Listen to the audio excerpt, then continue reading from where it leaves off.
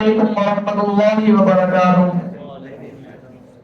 الحمد لله رب العالمين والعاقبة للمتقين والصلاة والسلام على أشرف الأنبياء والمرسلين. أما بعد فأعوذ بالله من الشيطان الرجيم. بسم الله الرحمن الرحيم. يرفع الله الذين آمنوا منكم والذين أوتوا العلم درجات. اللہ ان لوگوں کو درجوں میں بلند کرے گا جو تم میں سے ایمان لائے اور جنہیں علم دیا گیا. طالبین علوم نبوت، میری گفتگو کا عنوان ہے کہ دینی تعلیم میری ترجیح کیوں. حضرات محترم، دینی تعلیم وہ تعلیم ہے جو انسان کو پستیوں سے نکال کر عروج کے تک پہ جلوہ کر دیتی ہے. ایک ایسا راز ہے جس کے پر لگا کر انسان فضائے نیلگوں کی پناہیوں میں محو پرواز ہو جاتا ہے. ایک ایسی خوبی ہے جس کی بدولت ایک کامیابی کے بعد دوسری کامیابی انسان کے قدم چومنے کے لیے بےتاب نظر آتی ہے. یہی تعلیم اپنے طالب کے قدموں تلے نورانیوں کے پر بچھواتی ہے.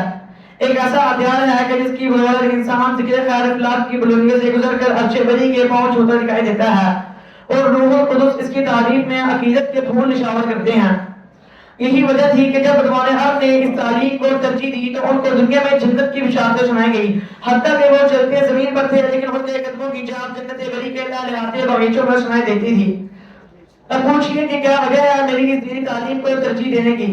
حضرات ذیوکار، یہ تعلیم میری ترجیح اس لیے ہے تاکہ میں ضربت عالم من ذلت والمسکنہ سے کنتم خیر امت میں داخل ہو سکوں. یہ میری ترجیح اس لیے ہے تاکہ میں عمر زندہ اسفل سافلین سے لقد خلقنا الانسان فی احسن تقویم کی صف میں کھڑا ہو سکوں. یہ میری ترجیح اس لیے ہے تاکہ میں وارث انبیاء بن سکوں. یہ میری ترجیح اس لیے ہے تاکہ میں راہ فردوس بنوں. حضرات، میں اس تعلیم کو ترجیح کیوں نہ دوں جس کو یاد کرنے سے دعائے رسالت ملے؟ نصر اللہ قرآن سمیع مقالتی.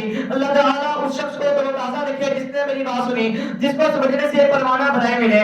من یرید اللہ بہ خیر یفقہہ فی الدین. اللہ تعالیٰ جس کے ساتھ بھلائی کا ارادہ فرماتے ہیں اسے دین میں فقاہت عطا فرما دیتے ہیں. جس کو تحصیل پہ بدلے قابل کرو. وَإِنَّ فَضْلَ الْعَالِمِ عَلَى الْعَابِدِ كَفَضْلِ الْقَمَرِ.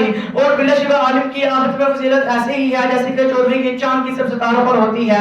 آباد گرامی، یہ بات بھی کسی پر مخفی نہیں کہ اس تاریخ کی ترویج سے پہلے جس کائنات کے روغ ریشے پر، گلشن حیات کے ہر برگ و بہار پر، صحرائے الفخار پر، تو پورے جہاں کے تابدار کو ظلم و تشدد رقص کر رہے تھے. تہذیب و تمدن کا جنازہ نکل چکا تھا. انسان نفرت و قدرت کا بہکر تھا. زندگی سے نالا، ستم در ستم کوئی حرم بہر ظلمات میں ڈوبا ہوا. اب کا کوئی بھی چھپا کوئی ایمان نہیں، قدر و حالت عام، ختم ہونے کا نام نہیں. اتنے میں ہادی عالم معلم انسانیت بنیاد رشد و ہدایت اس تعلیم کی ترویج کے لیے میدان عمل میں اترتے ہیں. اور جو نبی کائنات صلی اللہ علیہ وسلم نے اس تعلیم کو ترجیح دی تو یہ تعلیم اپنا اثر دکھاتی چلی گئی، بیگانہ کو اپنا بناتی چلی گئی، دکھیوں کو سکھ پہنچاتی چلی گئی، غلاموں کو آزاد دلاتی چلی گئی، ظلم سے نجات دلاتی چلی گئی، محبت کے دیپ جلاتی چلی گئی. وما توفیقی الا باللہ. السلام علیکم ورحمۃ اللہ وبرکاتہ.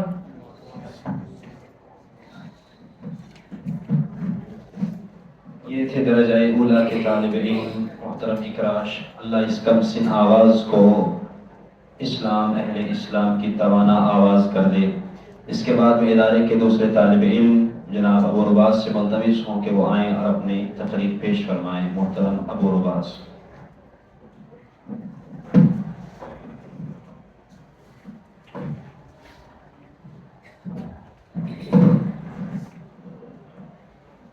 السلام علیکم ورحمۃ اللہ وبرکاتہ. نحمده ونصلي على رسوله الكريم. اما بعد فاعوذ بالله السميع العليم من الشيطان الرجيم. بسم الله الرحمن الرحيم. ولتكن منكم امة يدعون الى الخير ويأمرون بالمعروف. اور لازم ہے کہ تم میں ایک ایسی جماعت ہو جو دین کی طرف دعوت دے اور اچھے کام کا حکم دے. حضرات، خالق کائنات نے دین اسلام کو ادیان باطلہ پر غالب کرنے کے لیے انبیاء کا سلسلہ قائم کیا. حاضرین مجلس، جب سرزمین عرب پر آفتاب سعادت طلوع ہوا تو سب سے پہلے دار ارقم اور صفہ جیسی دینی درسگاہوں کی بنیادیں صحیح ڈالی گئی، جن سے انوار نبوت کی کرنوں نے، توحید و سنت کی پروازوں نے عالم مسار ظلمت مٹا دیے.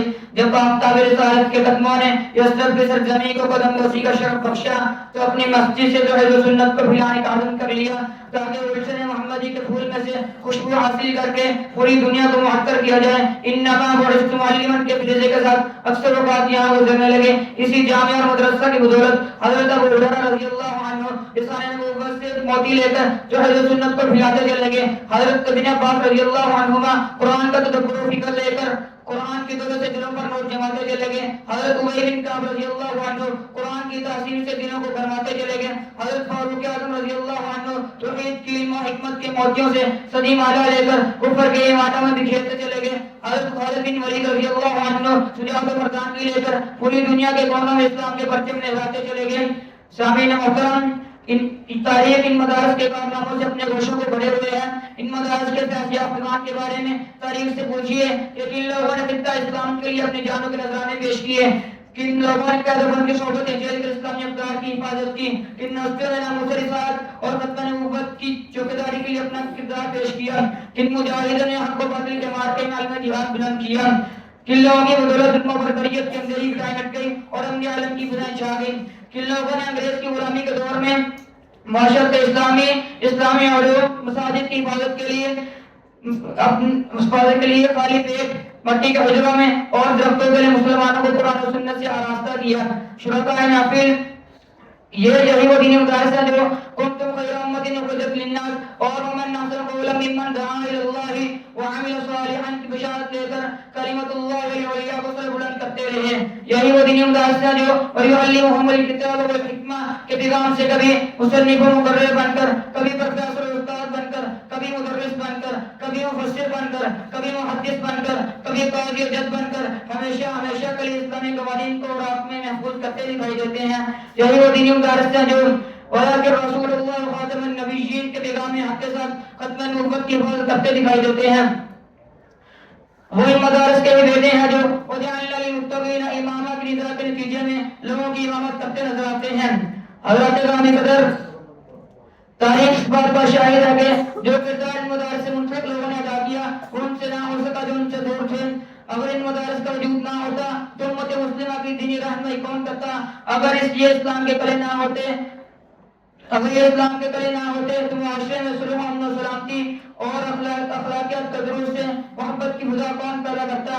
کسی شاعر نے کیا خوب خراج تحسین پیش کیا ہے: خون دل دے کر نکھاریں گے رکھے برگے گلاب، خون دل دے کر نکھاریں گے رکھے برگے گلاب، ہم نے گلشن کے تحفظ کی قسم کھائی ہے.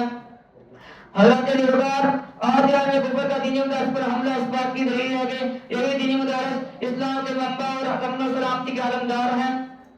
حقیقت یہ ہے کہ ان مدارس کو جب تک یہ مدارس ہیں تب اشاعت اسلام کا سفر جاری رہے گا.